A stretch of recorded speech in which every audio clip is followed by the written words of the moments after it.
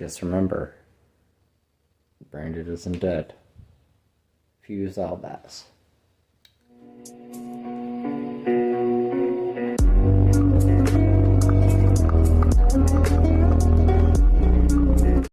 Alright, Duelist right here. Branded isn't dead. Coming at you with a deck profile for March 2025, right? Yeah. Alright, so we'll go ahead. Start in with your basics. We're gonna run. Had to mix up.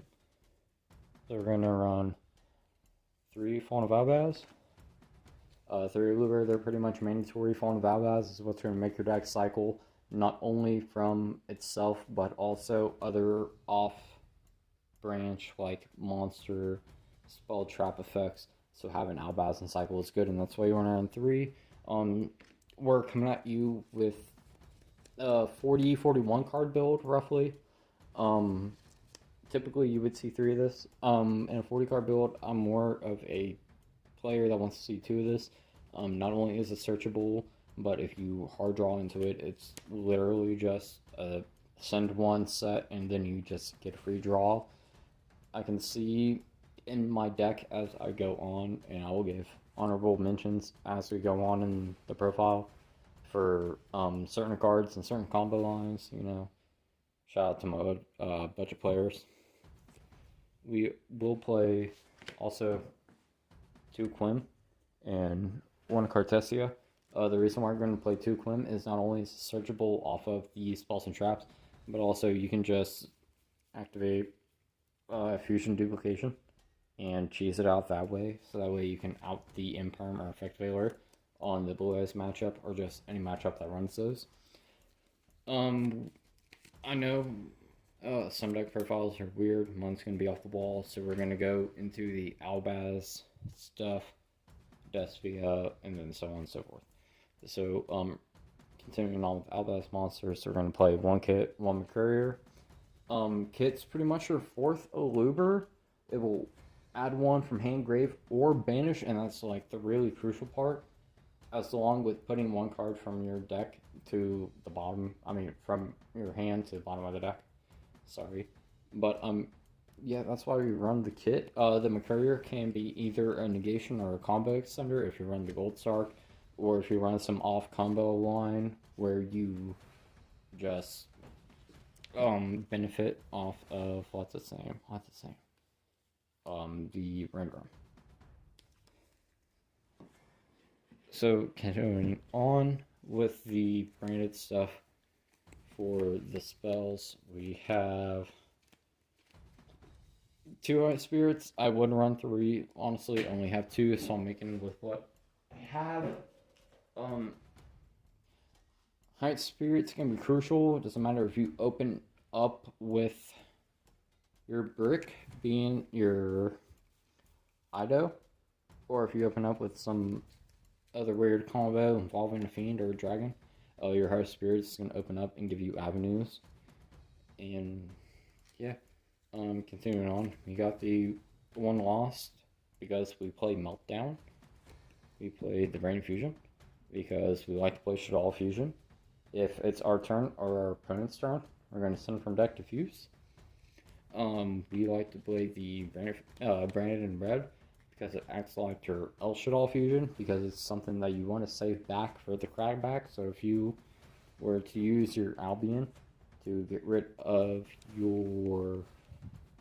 I screw that up entirely. I call that Albion. I meant to call that Rebellion. So if you use your Rebellion, tribute over Albion, you're pretty much guaranteed into your Branded Spell trap plays. That's why the 1 of is so good. I do recommend trying to find the room for 2. I have found myself in situations where the room for 2 is actually mandatory. You can catch me in the Metagames GX Discord server, and we can sit down and talk about that more. To finish off the Branded Spell and Traps, Albaz. No, Retribution. I guess Retribution that's back.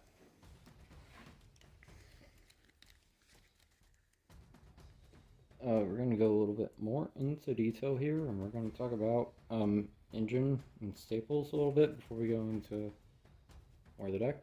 So we're gonna run the One of Tragedy. Tragedy being able to search you for not only a Despia monster, but if you want to, you can banish her from grave, target a Despia spell or trap, set it on your side of the field. It'll be really crucial for your banishment, your Brain Fusion, Brain Red. You know, just keep in mind that's always a really good one of to keep in the deck. Sarnier and Lubellion for the Bystial engine, and that's all that we're gonna run for the Bystial engine.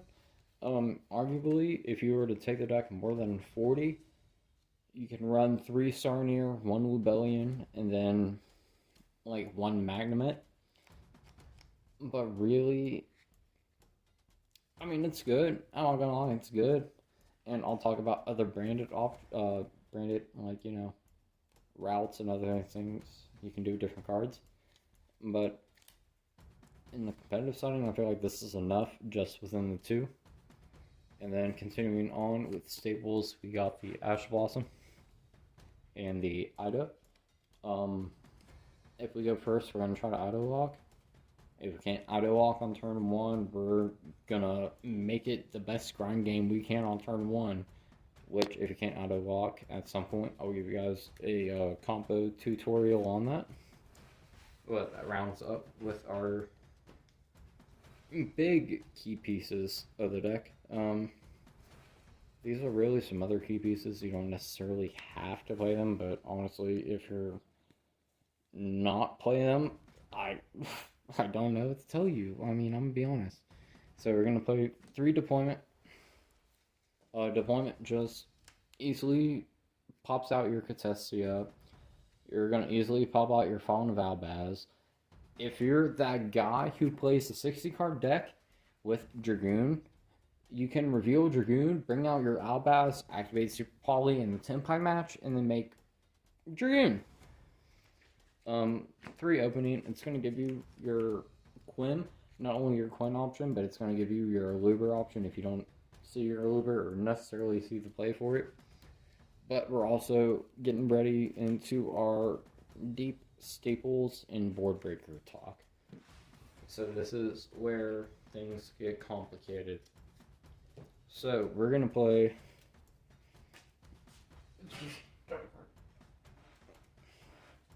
Starting off, we're gonna play 3 Book of Eclipse. So this is where the high def detail in the main deck gets in play. So now that we're getting into the staple part, a Book of Eclipse is gonna be a really big thing, especially with Blue Eyes and a couple other decks involving Blue Eyes, not even just Blue Eyes themselves, but the staples that you can get. Book of Eclipse is going to out a lot of them, like Effect Veiler and Infinite Impermanence. Those are the biggest ones. If you face against an Ash Blossom, it's not going to fare much, but will not, guaranteed will not move the sideboard to go away, but I'll get more of the main deck. So we're going to play the cross out, and that's the reason why we played the 1 Ash. So playing 2 cross out, you have your option to see it between game 2, game 3. More than likely, you won't see game 1, but if you do see game 1 without the Ash, it's going to be big plays, big plus on your end. Push comes to shove. At the end of the day, you're going to side it out, and that comes within the next few cards I'm going to show you guys. But they're also very powerful going first. Like, if you go first or second with the stack, it's going to be one of the 2 things. So next, we're going to play 2 Thrust. So Thrust is honestly a crazy spell card for the deck right now.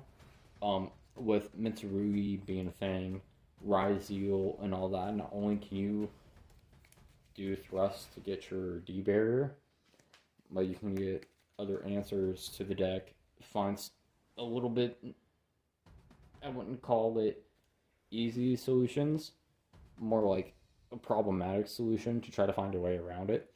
But I mean, it still gives you the viable option to do so, and even if you can't do it on your turn, you can do it on your opponent's turn, and that's why I love Thrust, because you have the spell and trap option to choose in between. Still following up on the Thrust package, we have Triple Tactics Talons. Truthfully, that shouldn't be explainable talents should be, you're either going to add or you're going to hand rip your opponent. Nobody uses the other effect, I'm going to be honest. Gold Sark kind of... Gold Sark is kind of your saving grace, so honestly, it kind of depends. I can give deck profiles from 40 to 60 cards. This is obviously, 40, 41, roughly. Main deck. But Gold Sark is really a really big enabler for Branded, and nobody realizes that. Because you can use it to banish the Mercurier to get your Fallen of Albaz plays lines. Your Fallen of Albaz play lines going, or you can use it for Tragedy to get your Despia plays going. But there's also that median in between where, honorable mention, you can play Nadir Servant, Maximus, a couple other cards. Like I said, there's just a whole bunch of different other combo lines you can play and have fun with this deck. And really, I'm just trying to give you the best cutthroat, pure budget fusion deck that you can play. Following up with the Thrust and the package, we are playing the Dimension Fusion, as you've seen, and we will play the Fusion Duplication because I'm not going to give a whole lot of secret away. But in the side deck, you see these, and I kind of add them into duplication. But honestly, you can even duplicate the Brain Fusion, or if you're going against another Fusion convoluted deck, you can duplicate their Fusion card effect, go about your day, make like a Mirror Jade, or a couple other things. Just Fusion Duplication has a lot of pivotal points within this current meta that nobody realizes without sitting down and looking at things. Because illusions, just the illusion archetype is still a problem. Not even illusion, but if you're playing a deck with the Chimera engine, that's still a problem. There's still like a good handful of problems the deck that needs answered.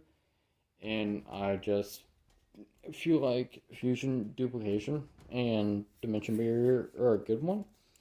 Because even if you don't see one, you can open up with the other, even if you open up with the rest. I will give a few cards in the deck that I cut in the main, and I'll let you guys know what to change them with based off of my ratio that I have here. Because, again, work in progress. Extra deck ain't nothing major, it's default. 2 Albion, 1 Lubellion, 2 Mirror Jade. And then we have our one-ofs being... Oh, can't jump the gun quite yet. Sorry, still too... Can't forget Grand Glugnal. This is the card that gives you your lock. If you don't have your lock, that'll give you more extension, more to play with. Continuing on though, because Tempai, Blue Eyes, and Dragon decks are still running amongst as Menace, we're going to run the Apollinatus just because still in draw phase we can activate a few effects, be able to summon Albaz for free. Again, still in draw phase. We don't even have to activate Albaz effect because with Apollinatus it's contact fuse with all the Dragon decks and the meta with, again, Tempai still trying to push and be a thing. We got Blue Eyes, Primite, and a couple other decks running rampant. As for the lock mechanic, we're running the 1 Sanctifier because, Sanctifier is fucking G. Being able to special summon 2 monsters, 1 from your graveyard, 1 from your opponent's, or 2 from yours and 2 from your opponent's. But with the way how the deck works, also, watch out for a combo video. I will display and show how much Sanctifier is a pivotal card between your turn and your opponent's. Again, watch out for that one. I'll give Secret Goo for that. We played the one of Titaniclad. The reason why we're going more of a Synchro, sorry, not Synchro. The reason why we're getting more of a Fusion than a Synchro route is Synchro Monsters seems to just have more synergies, more effects during the end phase and all that, so it really just gives you more to work with than what the Synchros would, and that's why I feel like the Synchro variant is better. Fusion variant? Yes. Sorry, thank you for the catch. Continuing on, the last thing for Fallen of Albaz is going to be the render room. So the render room has a bunch of utility and more than what you think. Fire King is still a problem. Fire King is still something that runs around.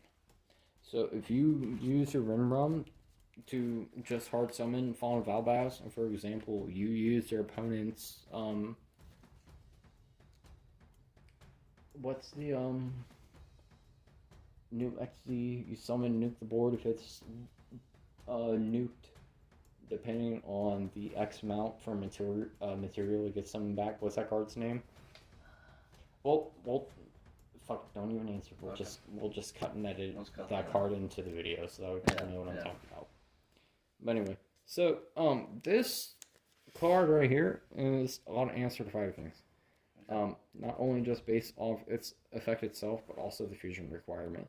So if you can jerry rig your way into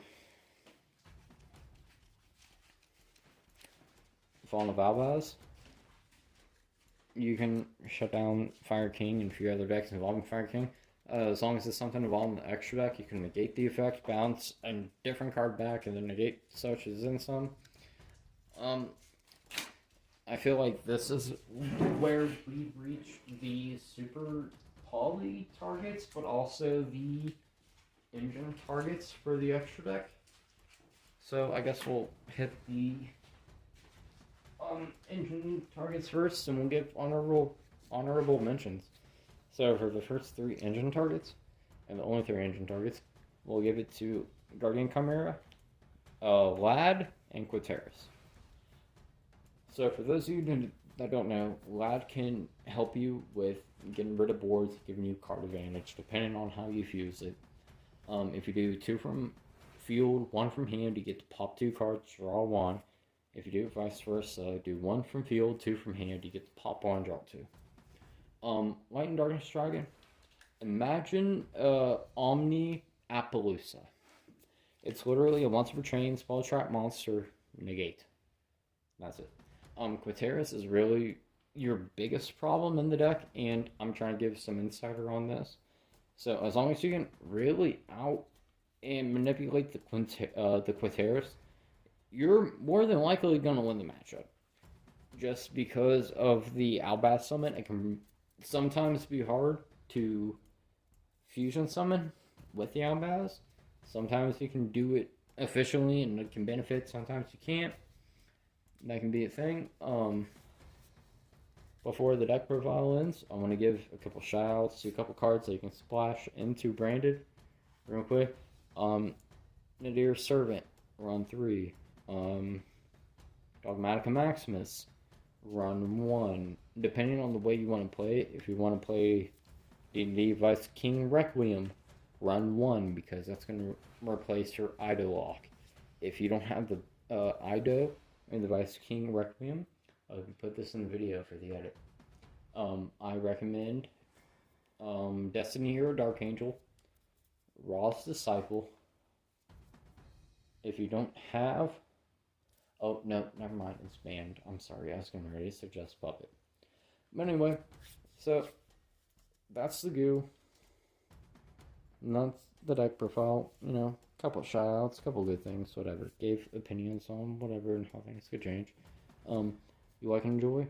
Thumbs up, leave a comment on what you think, things you change, and I'm responsive. That's all I'll get back to. Duelist Red signing off. Playing Branded.